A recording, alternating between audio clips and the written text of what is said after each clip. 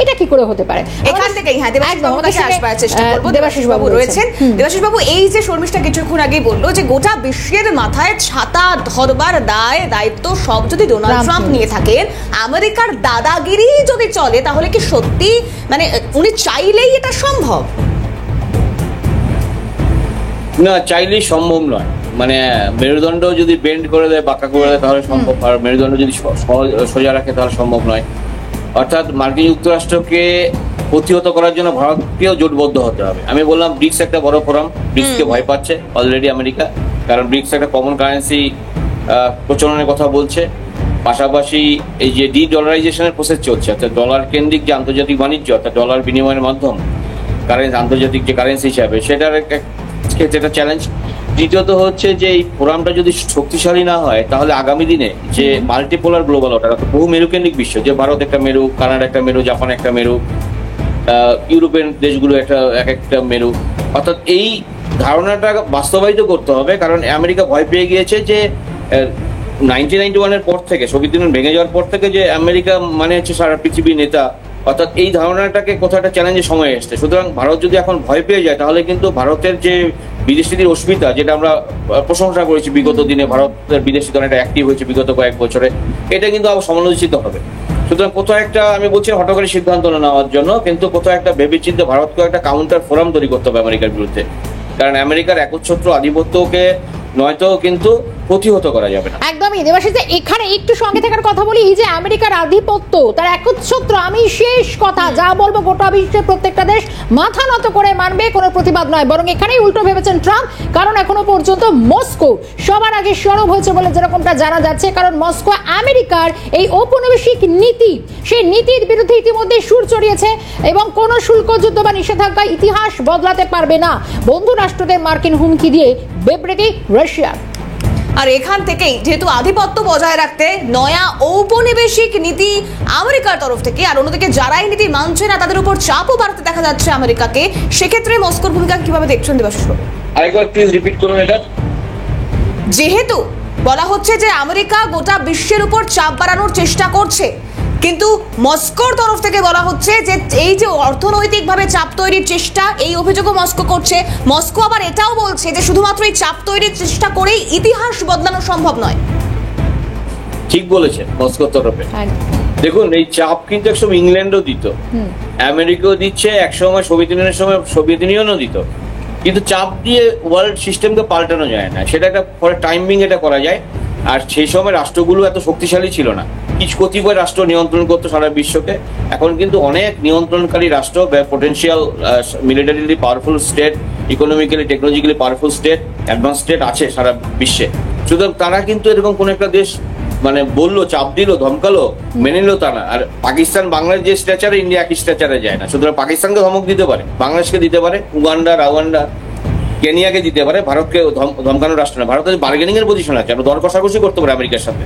কিছুদিন আগে F-35 যুদ্ধ বিমান আমরা নেব না, নাকচ করে দিয়েছি আমেরিকাকে, সেটা নিরাপদ নয় বলে। অর্থাৎ আমরা দর কষাকষির জায়গায় আছি, এবং এটাও আমেরিকাকে বার্তা দেওয়া হয়েছে, আমরা নিজেদের মানে নিজস্ব প্রযুক্তিতে আমরা নিজেরা সামরিক শক্তি তৈরি বলিয়ান হওয়ার চেষ্টা করছি, যুদ্ধ বিমান, সাবমেরিন আমরা তৈরি করবো। সুতরাং আমরা ডিপেন্ডেন্সি কমিয়ে দেবো। অর্থাৎ এটা কিন্তু একটা ভালো ভাবনা।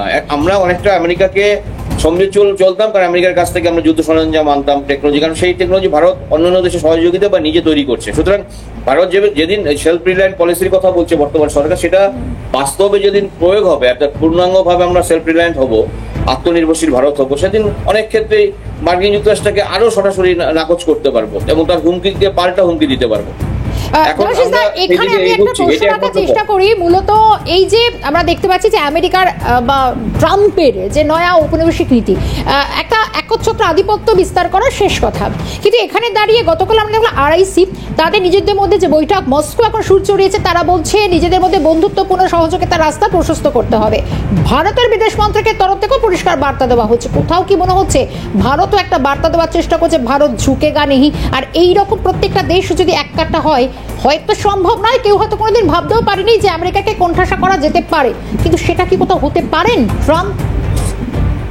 আন্তর্জাতিক রাজনীতিতে কোনোটাই অবাস্তব নয়, এবং ভারতের সমর্থকও একটা বড় অংশের রাষ্ট্র রয়েছে সারা বিশ্বে, তাদেরকে ইউনাইটেড করতে পারে। কারণ যারা আমেরিকার হুমকিতে ভীত, অর্থাৎ এটা ভারতের একটা নতুন কূটনৈতিক কৌশল হবে। যদি সেটা করতে পারে, সারা বিশ্ব ভারতকে স্যালুট করবে। আর ভারত ইন্ডিভিজুয়ালি তো করবেই, কারণ ভারত 1998 সালে এতটা শক্তিশালী ছিল না। তখন যখন পরমাণু বোমার দ্বিতীয়বারের মতো পরীক্ষামূলক বিস্ফোরণ ঘটানোর পরে ভারত মাথা ঝুঁকায়নি। আমেরিকান অ্যাডমিনিস্ট্রেশন ভারতের উপর আর্থিক নিষেধাজ্ঞা আরোপ করেছিল বেশ কয়েক মাসের জন্য। ভারত কিন্তু আপোষ করেনি। উপরন্তু আমেরিকার শিল্পপতিদের চাপে পড়ে, যারা ভারত ইনভেস্ট করেছিল তাদের চাপে পড়ে আমেরিকার অ্যাডমিনিস্ট্রেশন আর্থিক নিষেধাজ্ঞা তুলে নিয়েছিল ভারতের উপর থেকে। আর ভারত তো এখন ফিফথ লার্জেস্ট ইকোনমি, তখন ভারতের ইকোনমি কোথায় ছিল? পিছিয়ে ছিল। তখন যখন মাথা ঝোঁকায়নি, এখন মাথা ঝোঁকানোর প্রশ্নে ওঠে। এখান থেকে দেবাশিস বাবু যে বিষয়, অর্থাৎ এই যে মাথা ঝোঁকানোর প্রশ্ন উঠছে না, এটা যেমন একটা দিক, ঠিক তার পাশাপাশি একটা একদম শেষ প্রশ্ন হয়তো আজকের জিরোর আলোচনায় রাখতে চাইবো। এই মুহূর্তে দাঁড়িয়ে ডোনাল্ড ট্রাম্পের ভূমিকা, মানে নাক গলানো, দাদার সাজা, মহৎ সাজা, মধ্যস্থতাকারীর সাজা, এগুলো সমস্ত কিছুর বিভিন্ন ভূমিকা আমরা ডোনাল্ড ট্রাম্পকে দেখেছি। কিন্তু এই মুহূর্তে দাঁড়িয়ে ডোনাল্ড ট্রাম্পের কাছে ভারত এতটা চক্ষুষীর হয়ে গেল কেন? শুধুমাত্র রাশিয়ার পাশে থাকার জন্য? দেখুন, প্রথম বলি একটা বিষয়, এই অপারেশন সিন্দুর পরবর্তীকালে জানতে পেরেছি ডোনাল্ড ট্রাম্পের ছেলে, তার একটা বড় ইনভেস্টমেন্ট রয়েছে পাকিস্তানে এবং কাতারেও রয়েছে। এবং তার দক্ষিণ এশিয়া নীতি ভ্রান্ত ব্যক্তিগত স্বার্থের দ্বারা, তো আমেরিকা যে পাকিস্তানকে সাপোর্ট করলো এবং সেখানে প্রমাণিত যে আমেরিকা যে war on terror, against terror যে নীতি, আন্তর্জাতিক সন্ত্রাসবাদের বিরোধিতার যে নীতি, সেটাকে চ্যালেঞ্জ করলো, স্ববিরোধিতা।